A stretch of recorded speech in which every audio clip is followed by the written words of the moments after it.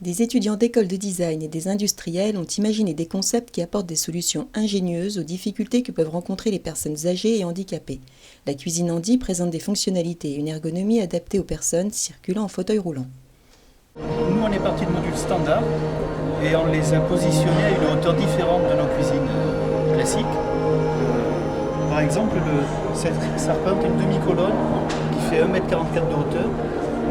On l'a rehaussé un petit peu pour que la personne puisse passer assise en fauteuil roulant, puisse passer ses jambes sous le module, puisse s'approcher au maximum de l'appareil. On a un système de coulissant. Alors, le coulissant, comme il est très lourd à manipuler, on a mis un moteur électrique qui permet une ouverture beaucoup plus facile de ce module très compact et très lourd. Le four, lui, présente une particularité intéressante, c'est qu'il est à la bonne hauteur pour une personne en fauteuil roulant, donc il peut y accéder facilement. Et surtout, ce qui est intéressant, c'est que la porte du four s'escamote, ce qui permet à la personne handicapée de s'approcher et de pouvoir accéder facilement à tous les appareils, à toutes les tablettes. Ensuite, on a un lave-vaisselle, donc on a mis un lave-vaisselle en petit format. C'est un petit lave-vaisselle, on pourrait mettre là aussi un four, un lave-vaisselle standard. Bon, là, l'intérêt de ce lave-vaisselle, c'est la faible capacité donc pour une personne qui vit seule, etc. Et également, ça permet d'être plus petit qu'un lave-vaisselle standard, ce qui nous permet d'abaisser le four. L'évier, il est plus large que la moyenne, moins profond et avec une partie avant inclinée qui permet un accès plus facile pour une personne assise qui n'a pas beaucoup de force pour pouvoir accéder ou enlever le produit lourd de l'intérieur de l'évier. Deuxième point spécifique à l'évier, c'est qu'on a mis des commandes du robinet indépendantes, donc la commande est à l'avant. Ça permet de dégager le temps de travail et puis ça permet surtout pour la personne handicapée de ne pas avoir à se laisser tirer pour aller mettre en route le robinet. Également le vidage se fait depuis l'avant. Troisième intérêt de cet évier, c'est que comme il est incliné, la personne en fauteuil roulant peut glisser ses jambes en dessous sans cogner l'évier. Pour terminer avec l'évier, en fait, on a mis un éclairage à proximité de l'évier parce que c'est une des zones les plus importantes de la cuisine. Les gens vont devoir avoir une bonne vision de ce qu'ils vont avoir à nettoyer ou à préparer. On a mis donc un système d'éclairage par LED sous la tablette. Ici, on arrive sur la plaque de cuisson. Donc la plaque de cuisson, l'intérêt de la plaque de cuisson, elle est très compacte. Elle est vitrocéramique, donc très facile d'entretien. Également, elle a un avantage, c'est qu'elle a un système de commande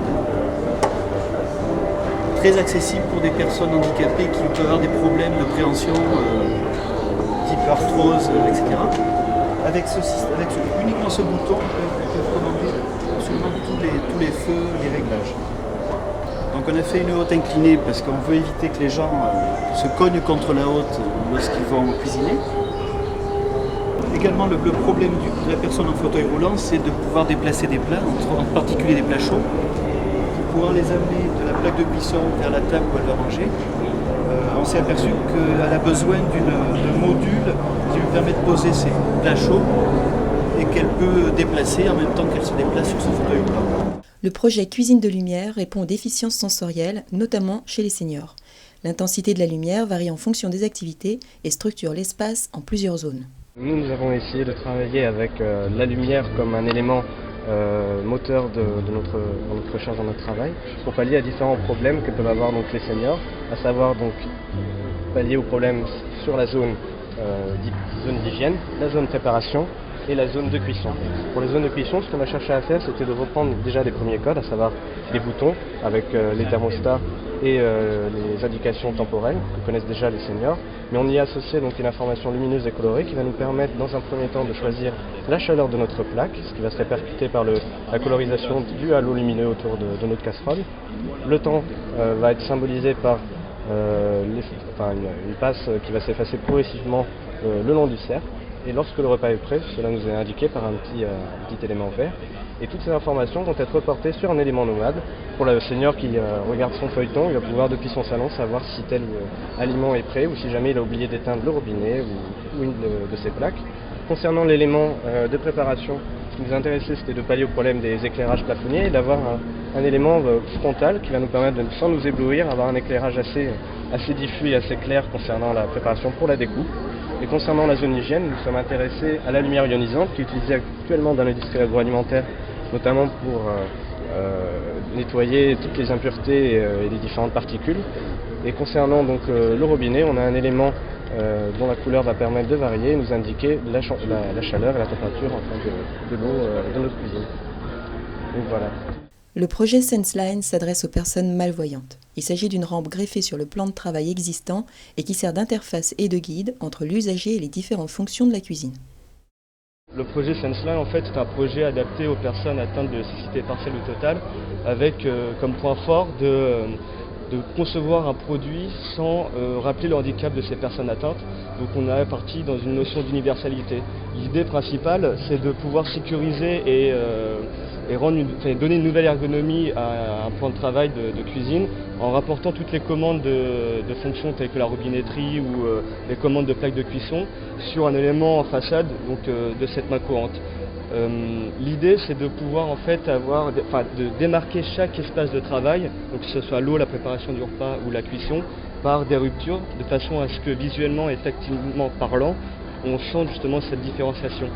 Donc pour l'explication au niveau des usages, on a par exemple pour la plaque de cuisson, un bouton par zone de cuisson sur la plaque qui va venir marquer par une rotation, qui va venir marquer la rupture et donc par conséquent le repérage de la plaque qui chauffe.